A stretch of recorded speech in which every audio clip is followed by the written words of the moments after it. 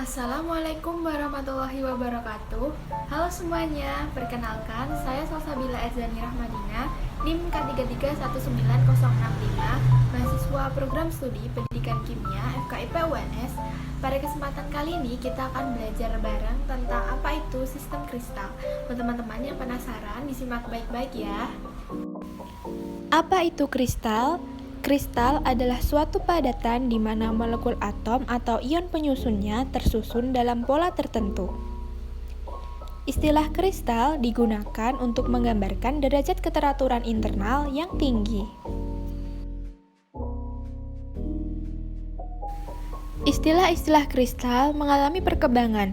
Mulanya, kristal disebut krustalos yang diartikan sebagai tetesan air, lalu kris yang diartikan sebagai kebijaksanaan atau beningnya jiwa, lalu menjadi kristal yang diartikan sebagai perhiasan yang indah, terbuat dari batu yang bening dan memantulkan cahaya, kemudian menjadi kristal modern yang diartikan sebagai segala sesuatu yang tersusun dari atom teratur dan berulang secara periodik.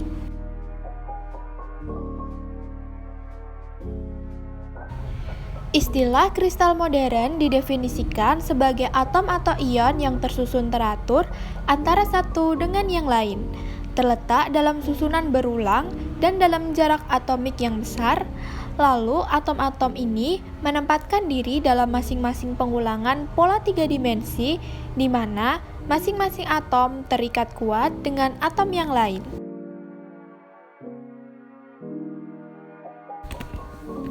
Sifat beberapa material terikat langsung dengan strukturnya, sehingga terdapat material kristal dan material non-kristal. Material kristal molekulnya tersusun secara berulang dan teratur dalam rantai yang panjang, berulang secara periodik.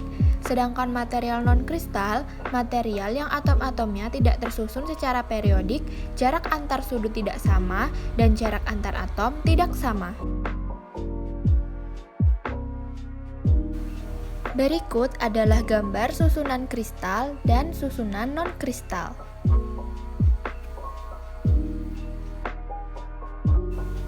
Ada tambahan informasi bahwa penentuan orientasi kristal dapat dilakukan dengan mengamati pola berkas difraksi sinar X yang dipantulkan oleh kristal.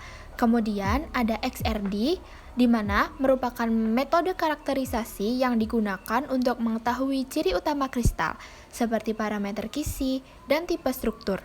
Selain itu, juga dimanfaatkan untuk mengetahui susunan berbagai jenis atom dalam kristal, kehadiran cacat, orientasi, dan cacat kristal. Di dalam sebuah kristal akan terdapat sel satuan atau yang sering kita sebut dengan unit cell. Unit cell adalah sel satuan yang sisinya dibatasi oleh vektor translasi primitif yang memiliki volume terkecil. Unit cell atau sel satuan ini juga merupakan bagian terkecil dari unit struktur yang dapat menjelaskan struktur suatu kristal. Nah, dalam materi ini, kita juga akan mengetahui apa itu Kishi dan basis.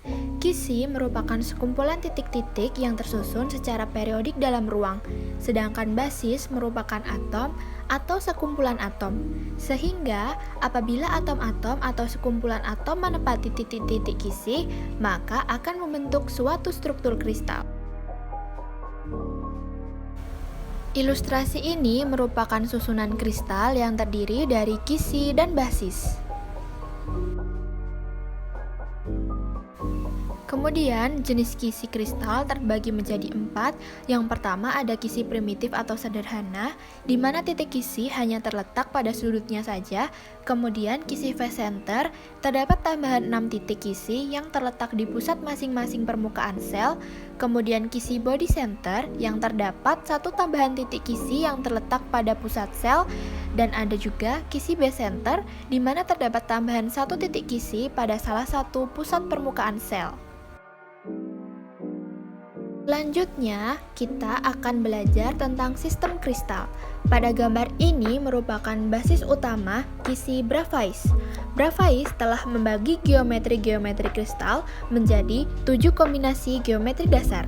Nah, pada gambar terdapat 14 jenis geometri, hanya saja ke-14 itu merupakan turunan dari 7 geometri dasar, dari triklinik, monoklinik, ortohombik, tetragonal, trigonal, kubik, dan heksagonal.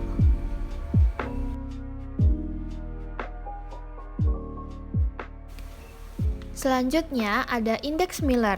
Indeks Miller berfungsi untuk menyatakan orientasi bidang kristal dengan sistem indeks bidang, di mana indeks Miller ini bernilai bilangan bulat positif atau negatif atau 0. Penentuan indeks Miller lebih mudah jika kita menggunakan sel primitif. Sekian belajar bareng kita kali ini, semoga bermanfaat. Mohon maaf jika masih banyak kekurangan. Wassalamualaikum warahmatullahi wabarakatuh.